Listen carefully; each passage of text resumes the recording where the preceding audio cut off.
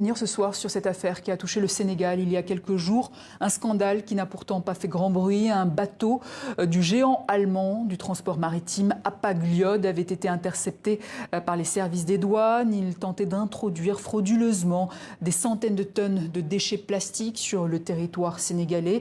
Pour en parler, nous sommes en direct de Dakar avec Hawa Traoré, chargée de campagne pollution plastique chez Greenpeace Africa. Bonsoir Hawa Traoré. Quelle a été votre première réaction quand vous avez entendu cette affaire? Tout d'abord, bonsoir aux téléspectateurs de TV5 qui nous suivent en ce moment et merci de l'intérêt que vous portez aux campagnes environnementales menées par Greenpeace en général.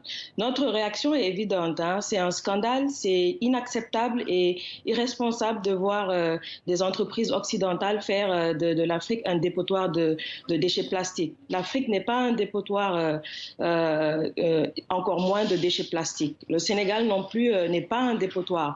Donc il faudrait vraiment que les relations entre les pays occidentaux et africains soient basées sur un respect mutuel de la dignité humaine. Donc nous sommes un continent composé de plus d'une cinquantaine d'États souverains régis par des lois, des législations. Il faut les respecter, c'est aussi simple que ça.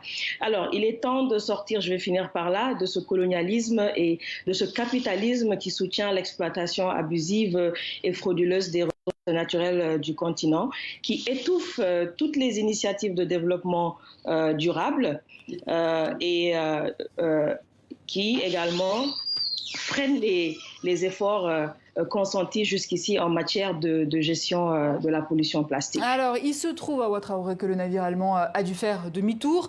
Pouvez-vous nous expliquer pourquoi ? Tout simplement parce que l'État sénégalais a pris ses responsabilités à travers ses autorités compétentes, vous le disiez tantôt, à savoir la douane.